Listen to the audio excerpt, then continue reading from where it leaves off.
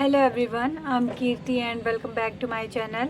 कैसे हो आप सब लोग? आई होप सब लोग बहुत अच्छे होंगे। और कोर्ट का डिसीजन सुनने के बाद तो कोई भी अच्छा नहीं होगा, क्योंकि कोई भी फैसला लिया नहीं जा रहा है और बार बार डेट पे डेट दी जा रही है। मतलब बच्चों की फीलिंग को तो कोई समझ ही नहीं रहा है, बिल्कुल मजाक बना के रख दिया गया है इतने इम्पॉर्टेंट और इतने प्रीशियस एग्ज़ाम को। लग रहा है अब कोई वैल्यू ही नहीं है इस एग्ज़ाम की। कोई तैयारी करे भी तो किस बेसिस पे करे, क्या उम्मीद लेके करे कि आगे क्या होगा हमारे साथ। और सो गाइज़, मैं उम्मीद कर रही हूँ और मैं बोल रही हूँ कि जो भी मैं वीडियो में बोलने वाली हूँ प्लीज़ आप उसको पूरा देखिएगा और पूरा ध्यान से सुनिएगा, क्योंकि मैं थोड़ी स्टार्टिंग से समराइज़ करने की कोशिश करती हूँ। तो 5 मई को हम लोग का एग्ज़ाम हुआ, उसके बाद 1 महीने बाद रिज़ल्ट आ जाता है। 1 महीने बाद नहीं, 10 दिन पहले रिज़ल्ट आ जाता है, वो भी इलेक्शन के दिन रिज़ल्ट आ जाता है। अचानक से पब्लिश कर दिया जाता है, बच्चों को कोई खबर भी नहीं रहती कि आज हमारा रिज़ल्ट आने वाला है, बट अचानक से कहीं सुनाई देता है कि रिज़ल्ट आ गया है, आप लोग अपना रिज़ल्ट देख लो।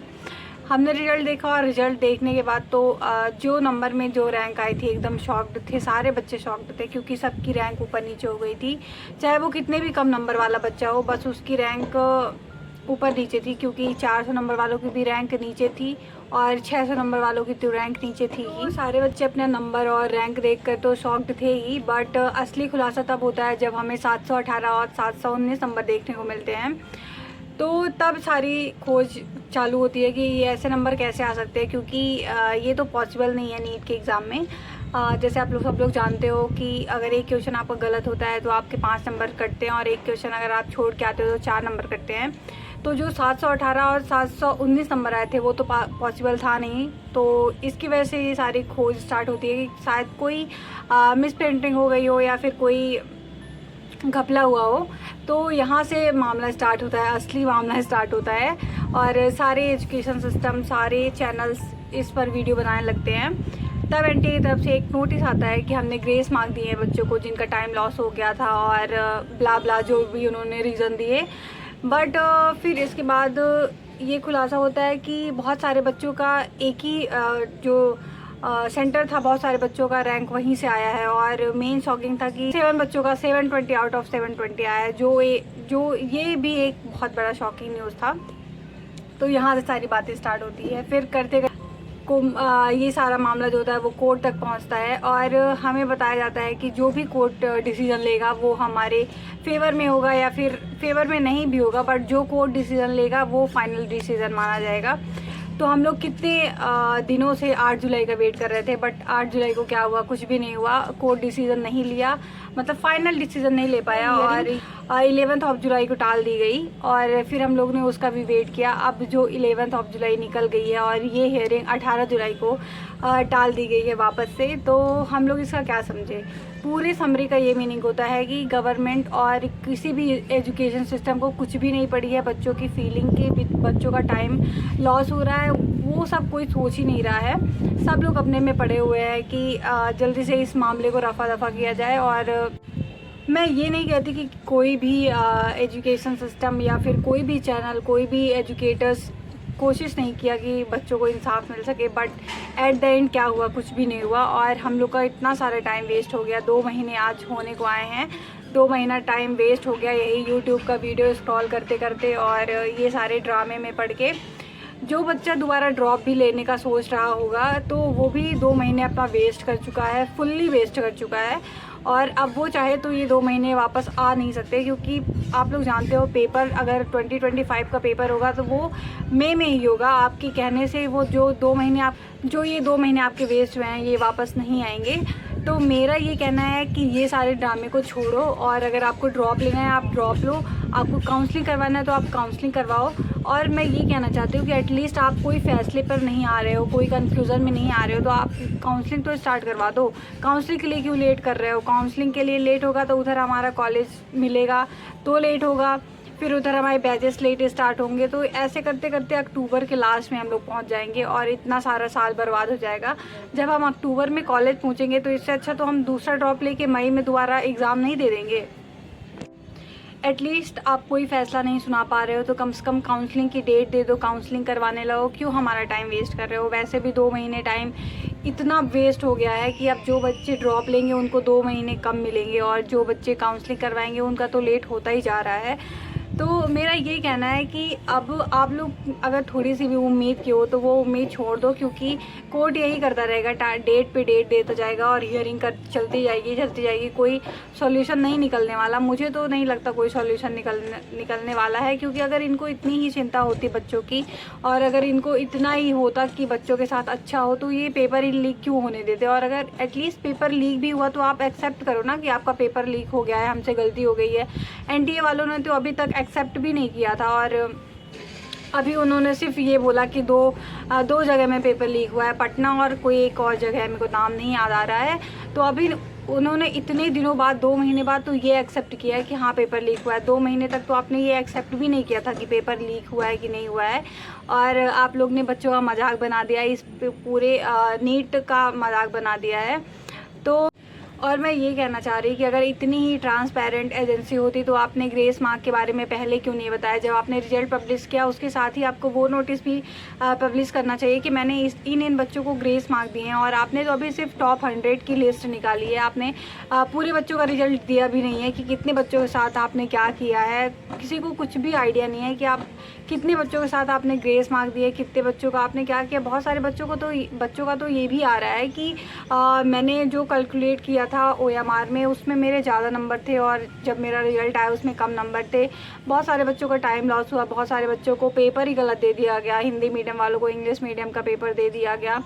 बहुत सारा ये सारे जो इरर्स हुए हैं उसको आप एक्सेप्ट क्यों नहीं करते हो, क्यों आप तारीख पे तारीख दिए जा रहे हो। और मैंने अभी अलग सर की एक कम्युनिटी पोस्ट पढ़ी थी, उन्होंने बिल्कुल सही लिखा था कि आप मानते हैं कि ये गलती हो गई है, इस साल बहुत बड़ा स्कैम हुआ है, बच्चों के साथ जस्टिस नहीं हुआ, बट आपको एकदम प्रैक्टिकल होकर सोचना पड़ेगा कि कितने महीने हम इन सब चीज़ों में और वेस्ट कर सकते हैं। वेस्ट करने को तो जितने बार कोर्ट डेट पे डेट देता जाएगा उतने महीने आप वीडियो देखते जाओ यूट्यूब में कि क्या नई नोटिफिकेशन आई, क्या नई कंट्रोवर्सी आई नीट के रिगार्डिंग। पर हम लोग को थोड़ी प्रैक्टिकल होकर भी तो सोचना पड़ेगा ना, क्योंकि हमारा टाइम वेस्ट हो रहा है। एनटीए वालों को कुछ नहीं हो रहा है, वो अगले साल भी मई में एग्ज़ाम करवा के फुर्सत हो जाएंगे, बट जो बच्चे होंगे वो सफ़र करेंगे क्योंकि उनका टाइम वेस्ट हो रहा है। तो मैं भी यही बोलूँगी कि थोड़ी प्रैक्टिकल होकर सोचो, और अगर आपको ड्रॉप लेना है तो आप ड्रॉप ले लो। अगर आपको काउंसलिंग करवानी है तो थोड़ी वेट करो, बट अगर आप जानते हो कि मेरा काउंसलिंग में नहीं होने वाला तो आप थोड़ी बहुत पढ़ाई करना स्टार्ट कर दो। मैं जानती हूँ बहुत सारे बच्चों के साथ गलत हुआ, उनमें से मैं भी एक हूँ, क्योंकि मेरा कुछ और एम था, बट मुझे नहीं लगता कि मुझे अब कॉलेज मिल पाएगा। जितने मेरे नंबर है उतने में मुझे BMS मिलना चाहिए, बट पता नहीं, अभी देखते हैं। मुझे कोई श्योर नहीं है कि मुझे कॉलेज मिलेगा भी कि नहीं। और मैं MP स्टेट से बिलोंग करती हूँ, तो हालांकि यहाँ इतना ज़्यादा कट ऑफ जाता नहीं है, बट इस साल इतनी रैंक इन्फ्लेशन हुई है तो पता नहीं कितना कट ऑफ चला जाएगा, कोई आइडिया नहीं है अभी। तो मैं तो ये एक्सेप्ट कर चुकी हूँ कि मैं अपने आप को ही मान लेती हूँ कि मेरा ही बैड लक था जो मैं इस ईयर पेपर दी नीट का और इस ईयर ही सारा घपला हो गया, क्योंकि ये मानने के अलावा हमारे पास कोई और चारा भी नहीं है। और हम क्या करेंगे, अपना ही बैड लक समझ के आपको दोबारा ड्रॉप लेना है, 1 साल और अपने आप को टाइम दे दो। ड्रॉप लेना है तो ड्रॉप लो, नहीं तो फिर कोई और फील्ड चूज़ कर लो, या फिर इसी फील्ड में कोई दूसरा ले लो, MBBS ना लेके कोई और चीज़ें ले लो। बट मेरा लास्ट यही कहना है कि प्लीज़ अपना टाइम वेस्ट मत करो, क्योंकि आपको नहीं पता कि ये ड्रामा कब तक चलता जाएगा। जब तक कोर्ट डेट देगा तब तक ये ड्रामा तो चलता ही रहेगा और कोई कंक्लूज़न नहीं आएगा। अब हम ये वेट कर रहे हैं कि अब देखते हैं 18 जुलाई को क्या होता है, क्योंकि 3 बार तो आप वैसे भी डेट दे ही चुके हो, कुछ फैसला नहीं आ पाया है। तो मैं तो देख रही हूँ 18 जुलाई को क्या होगा। उसके बाद जल्दी से जल्दी मैं तो कहती हूँ काउंसलिंग स्टार्ट करवाओ, क्योंकि मुझे पता है कोई सॉल्यूशन नहीं आ पाएगा। और अगर आप लोग अभी सोच रहे हो कि रीनीट होगा तो उसके चांसेस 0 हैं, क्योंकि अगर इनको रीनीट कराना ही होता है तो ये पहले ही करा देते रीनीट। 1563 बच्चों का बस रीनीट क्यों करवाते, क्योंकि इनको तो पता था कि क्या क्या हमारे इरर्स हुए हैं और कितने सारे बच्चों का लॉस हुआ है। तो ये 1563 बच्चे किस हिसाब से इन्होंने उनका बस रीनीट करवाया, मुझे कोई वो नहीं लगता, लॉजिक नहीं समझ आता।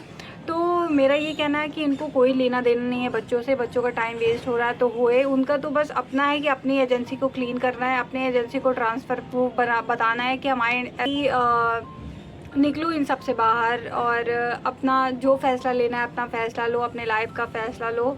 आप काउंसलिंग करवाओ, आप दोबारा ड्रॉप लो। मुझे पता है ये कहना बिल्कुल आसान नहीं है कि दोबारा ड्रॉप लो, क्योंकि जिसके 600 नंबर आए हैं मुझे पता है कि उन्होंने कितनी मेहनत की होगी, कितने सारे सेक्रीफाइस किए होंगे और बहुत सारे लोगों ने अपना बर्थडे सेलिब्रेट नहीं किया होगा, बहुत सारे लोग फंक्शन में नहीं गए होंगे अपने फैमिली के।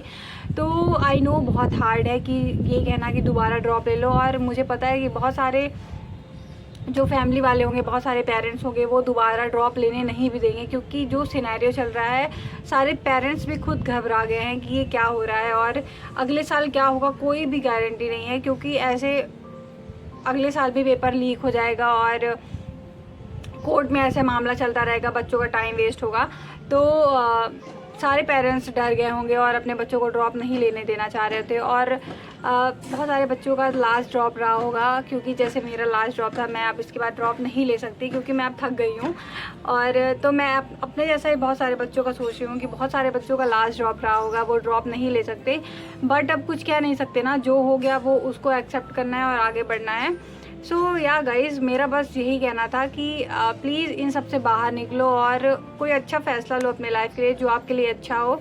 आपको ड्रॉप लेना है ड्रॉप लो, काउंसलिंग करवाना है काउंसलिंग करवाओ, या फिर आपको MBBS नहीं मिल रहा है तो एटलीस्ट उसके नीचे वाला लो। कोई भी पोस्ट छोटी नहीं होती। बहुत सारे बच्चों को BAMS ही नहीं मिल रहा है। अब जिस चीज़ को आप छोटा समझ रहे हो कि BAMS छोटा है, बहुत सारे बच्चों को वो भी नहीं मिल रहा है, उसके लिए भी वो स्ट्रगल कर रहे हैं। तो कोई भी चीज़ें छोटी नहीं होती हैं और सारे बच्चे MBBS नहीं कर लेते हैं। 24 लाख बच्चे पेपर दिए थे, 24 लाख बच्चों को MBBS नहीं मिल जाएगा। तो मैं तो बस यही कहूँगी कि आप लोग को जो मिल रहा है आप लोग वो करो। अगर फिर उसके बाद आप आगे देखना ना, आपको अगर पार्शली ड्रॉप लेना हो तो आप पार्शली ड्रॉप ले लेना, कोई रोक नहीं रहा है। बट मैं ये कहना चाह रही हूँ कि प्लीज़ एक जगह स्टक होकर मत रहो, क्योंकि उससे हमारा टाइम वेस्ट हो रहा है। गवर्नमेंट NTA और किसी भी एजुकेशन सिस्टम का कुछ भी नहीं जा रहा है, सिर्फ लॉस हो रहा है, तो सिर्फ बच्चों का लॉस हो रहा है। तो दैट्स इट गाइज़, यही थी वीडियो। और मैं सीरियसली ये वीडियो बनाने वाली नहीं थी, बट मैंने जब सुना कि फिर से दोबारा हियरिंग दे दी गई है 18 जुलाई को, तो मेरा दिमाग एकदम ख़राब हो रहा है कि आप बच्चों के साथ क्यों मजाक कर रहे हो। बता दो ना कि कोई फ़ैसला नहीं आने वाला है, रीनीट नहीं होने वाला है और बच्चे अपना आगे तो बढ़े, एटलीस्ट वो इसी में घुस कर रह गए हैं। तो मैंने सोचा कि मैं ये वीडियो एक बना लूँ। सो या गाइज़, और मेरे बाल पूरे वीडियो में बहुत उड़े, क्योंकि अभी मैं दोपहर में वीडियो ये शूट कर रही हूँ और बहुत हवा चल रही है, that's why. So yeah guys, thank you so much. I hope आप लोगों ने पूरी वीडियो देखी होगी, और वीडियो अगर देखी होगी तो मुझे आई एम श्योर कि थोड़ा बहुत आप लोग को नॉलेज मिला होगा कि मैं क्या कहना चाह रही हूँ और मेरी फीलिंग क्या है। So that's it guys, thanks for watching. आप अगर यहाँ तक देख रहे हो तो उसके लिए बहुत सारा थैंक यू। और वीडियो को पूरी देखना, अगर आप लोगों के पास टाइम नहीं है तो प्लीज़ 2x में देख लेना या फिर 1.5x में देख लेना, बट वीडियो को पूरी देखना।